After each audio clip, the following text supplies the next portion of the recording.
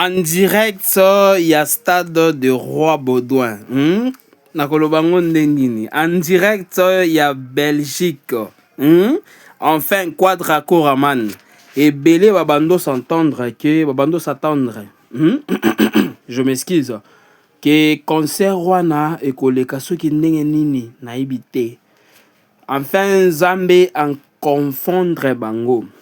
Voilà, lelo oyo tozala ba message mibale, tout comme tozala ba analyse na biso mibale oyo tozala. Ya liboso eza lelo jour J, hein? Donc toza en direct ya stade ya Roi Baudouin. Awa ezo yinda. Est-ce que bosi bosombi déjà ba bien na bino? Est-ce que boza déjà na kati ya stade ya Roi Baudouin?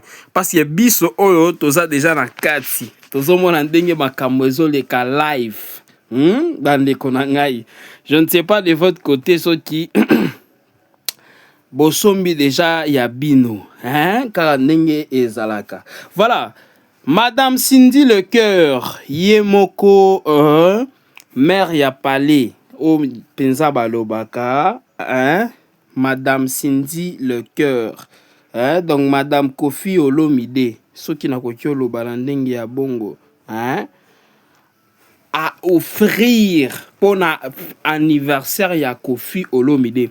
Déjà boyebi ke concert oyo Kofi Olomide azobeta eza concert ya stade ya anniversaire na ye. Eza concert penza ya anniversaire na ye. Hein?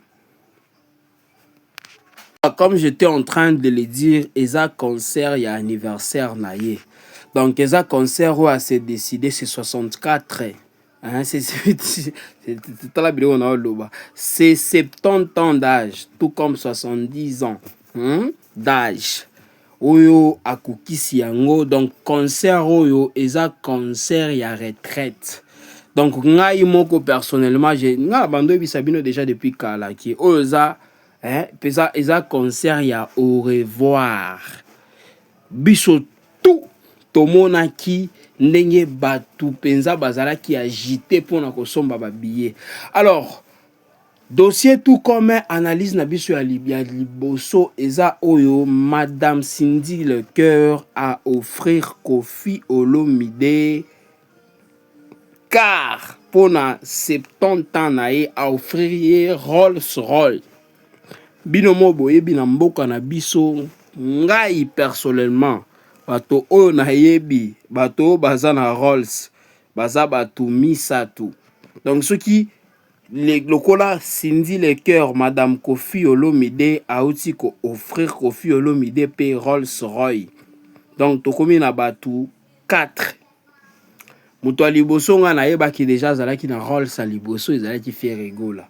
Après Ferregola qui encore Pasteur Nabiso Momo, hein? Pasteur Nabiso Moïse Mbia yepe asombaki Rolls-Royce. Après Moïse Mbia toye komona Fali Ipupa yepe asofriraki Rolls-Royce. Après Fali Ipupa sikoyo eza Madame Cindy Le Cœur auti ko offrir Rolls-Royce mobali na ye Kofi Olomide. Pour na concert na ye azobeta de même temps anniversaire na ye ya 70 ans d'âge. Donc a offrir Rolls-Royce. Bino moko boyebi Rolls-Royce wana eza mutuka penza ya cher makasi. Moi personnellement na yebi ba Rolls wana elekaka ba $100,000. Hein? Penza ozana mwasi na yo abulaka yo pe. Donc aye kolobaka kaka voilà. Pour ton anniversaire, pour tes 70 ans d'âge, na offrir yo Rolls-Royce. Bandeko na ngai. Hein? À un moment donné, il faut que vous allez na basi penza, bazo kanisa po na yo. Donc, ndenge tozo solo la, je le répète encore une fois, awa ezo yinda. Hein? Ezo yinda penza na stade ya Roi Baudouin. Ezo yinda penza kasi pas possible na oyebisa bino. Bandeko na nga ka ndenge na bandolo ba donc a offrir ye pour na anniversaire na ye. Déjà eza na bato ebele pour na dossier wana baye koloba non Cindy Lecoeur aza na mbongo wana te pour na offrir cadeau wana ya gaillard ya mutuka penza ya cher makasi boye. Cindy Lecoeur ye aza na mbongo te ya offrir Koffi Olomide mutuka ya cher boye. En tout cas, biso nyonso déjà to s'inquiétaki na eloko wana. Oui, ça peut être vrai. Ça peut être vrai tout comme faux. Parce que je m'explique. Cindy Lecoeur abandi koyemba banzembo abandi lelo te. Cindy Lecoeur aza artiste ya kala. Et puis aza na liste ba artiste oyo bami bombaka bakasi. Biso tout toyebi ba artiste ebele kilelo oyo ba artiste ebele vi na bango nyonso toyebaka yango na réseaux sociaux. Aza parmi ba artiste oyo babimi na quartier latin. Mais ti lelo Cindy Lecoeur aza kaka na quartier latin. Donc aza parmi ba artiste oyo babimi na quartier latin oyo babi bombaka makasi. Donc babi vaka ba vi na bango mais na kimia na calme. Alors abimisi ba nzembo ebele, abisi ba concert ebele. Azana compte na ye aske biso na ngana yo toyebi compte sa Cindy Lecoeur. Est-ce que ngana yo toyebi penza ba business a Cindy Lecoeur o asalaka par musique. Alors pourquoi toki kotelema lelo to bandolo bano voilà Cindy Lecoeur azala mbongo te ya ko sombela mobile na ye motoka ya cher boy. Et pourquoi toki kotelema lelo to lobaki no voilà Cindy Lecoeur azana mbongo ya kosomba mobile na ye motoka ya cher boy. Donc ça n'a pas de sens. Voilà bandeko na ngai to sololi ebele mais to pesani atambo tete. Voilà, bonjour, bonsoir et surtout bon après-midi. Comme je l'ai toujours dit, cela ne dépendra qu'à l'heure à laquelle vous allez nous suivre. Bienvenue Balandi Nabiso ya Kala, bienvenue Balandi Nabiso ya Sika, ya chaîne Nabiso Inès NM officiel. Toujours souhaiter bien au cas bienvenue et surtout de partout où vous êtes en train de nous suivre. Bobo sanakate tango bokotaka ko liker ko partager ko commenter et surtout ko abonner ko klikaka pe na ngonga ya notification. Comme je l'ai toujours dit, malamu ya ngonga notification ezalaka à chaque fois que Inès NM officiel a ko bando publier ba vidéo ya sika bozala notifié. Alors abonnez-vous massivement, likez, partagez, commentez, cela nous fera énormément plaisir d'assister moko ya kitoko. Alors, toi évoluer na dossier na situation na biso bando solo la. Dossier Koffi Olomide, dossier Cindy Lecoeur. Voilà. Déjà na to solo la ezo yina na stade de Roi Baudouin. Donc en direct il y a Roi Baudouin. En tout cas, ba jaloux nyonso naza vraiment désolé parce que prière ya ba tu ebele ezala kike concert wana ebetama te. En tout cas, Zambé azalaka malamu à confondre ba jaloux nyonso ya quartier latin. Koffi Olomide azalaki na guerre penza ya makasi ya munene o abundaki makasi pour que concert wana ebetama. Pona ba oyo balandaka biso penza ba ebi déjà to sito sololi ba guerre nyonso o Koffi abando traverser jusqu'à ce qu'il a commis na niveau ya kobeta concert wana. Bilomo boyebi. Je le répète encore pour na ba oyo bazo balandaka biso makasi ba ebi eloko na o lobela. Na ebi eloko na o solola. Koffi Olomide abundi makasi il nous avait expliqué na jour J-2 ya concert na ye asala qui sorti médiatique oyo a expliqué ki biso ba guerre nyonso. Déjà pour na ba bandolo ba ke no vie wana ako annulé concert wana. Koffi Olomide il a dit ça qu'il était à 80% à quoi annuler concert. Pourquoi? Parce que solo li déjà makambo oyo. Donc ceux qui concert et comme ti na lelo R oyo concert ezo betama. air au concert déjà au balobaka eza en action, hein? Donc air au solo là déjà dans stade ya Roi Baudouin na Belgique ezoyinda ebele déjà bayebi bazolanda bavideo kaka na ndenge ezalaka. Donc aza papa moko boye, vieux moko boye, noko moko boye ya kofélicité parce que abundi penza makasi pour que concert wana ebetama. Moi personnellement je suis témoin parce que amwana mukete pour que aya kokosa biso tout comme amuto malongo azamuto ya lokuta te pour que aya kokosa biso. Il nous avait déjà expliqué nyonso ndenge elekaki ba combat oyo ba guerre oyo ezwaki ye jusqu'à ce que akomaki na niveau moko akomaki na plutôt na 5%, 80% quoi annulé concert, mais tellement ils ont concert moko historique, raison pour laquelle akoma kiti na suka choix ezala quitté, il fallait abeta kaka concert. Voilà. Kofi Olomide aza mutoko félicité déjà makasi et surtout ils ont concert mo boyo azobeta ya fin carrière na ye.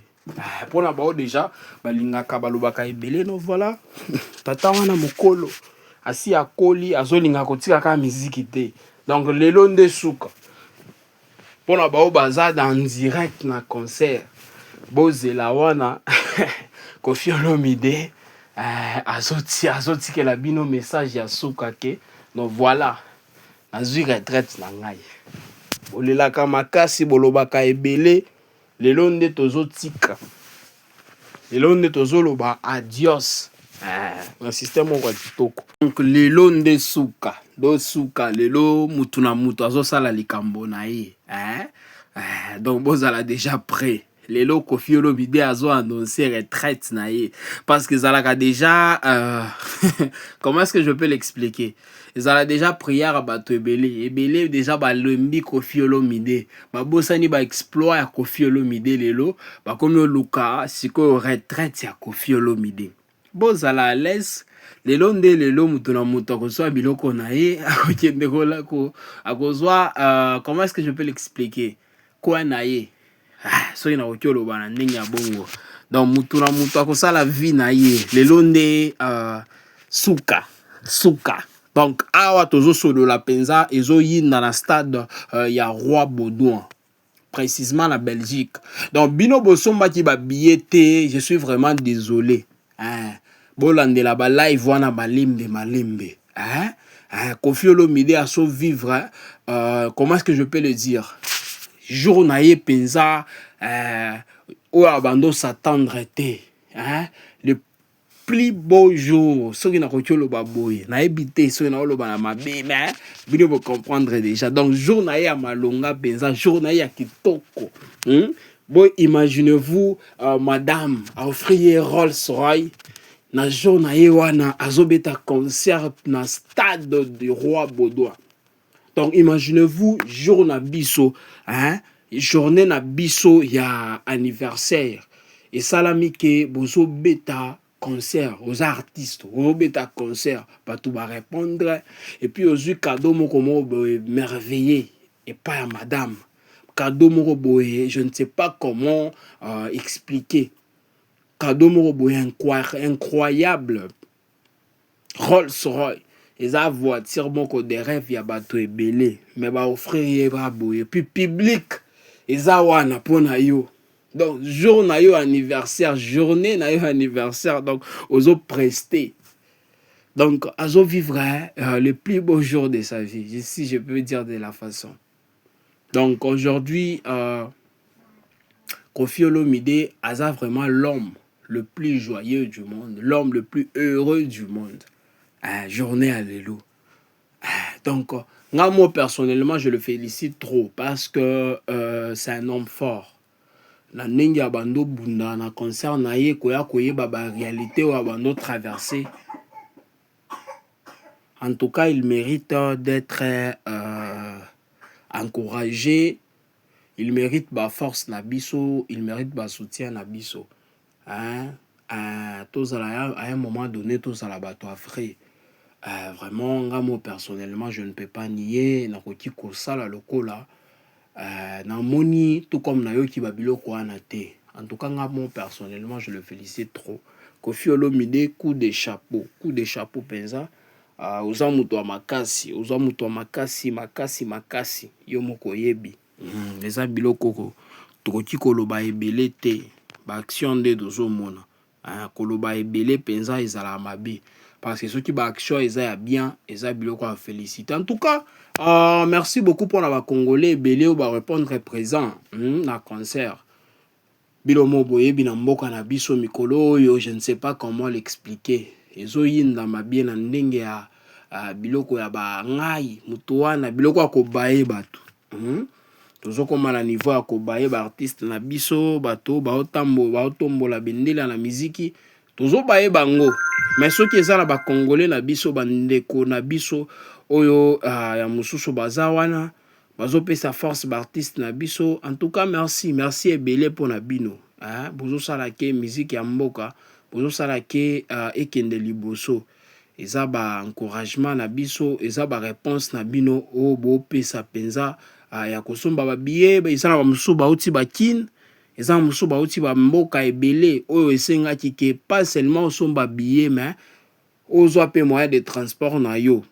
Moyen de transport ya ya mboka na oyo ozo fanda te, mais moyen de transport ya kobima mboka oyo ozo fanda, ozu peut-être avion, ozu peut-être train ti jusqu'à ce que okomi na nani, comment est-ce que je peux l'expliquer, na Belgique précisément, na place na esika oyo concert ezo betama. En tout cas, coup de chapeau à vous. C'est ça même être un patriote. Moi personnellement, je suis tellement content ya koyeba eloko wana ke boza wana, boza wana pona ko sunga penza makila na biso, penza, je suis tellement content. Coup de chapeau à vous, boza penza ba patriote ya bien. Bozo sala ke biso musique na biso penza ekende kaka liboso. Voilà, c'est un peu ça. Moi personnellement, je suis content, je ne sais pas de votre côté. Voilà, bandeko nanga tokomi na suka partage na biso ya lelo. Merci encore une fois pour la kolanda biso. Merci pour la like, ko commenter, ko zwa tan na bino penza, ya kolanda du début jusqu'à la fin de l'émission na biso. Comme je vous ai toujours dit, bozala tellement ebele so tringito banda kotanga ba kombo lelo botoko sila te boza plus de 20 000. Donc sentez-vous aimé. Système kitoko. Alors, permettez-moi toujours de vous dire bye bye et surtout à la prochaine. Ciao. Le système ya propre.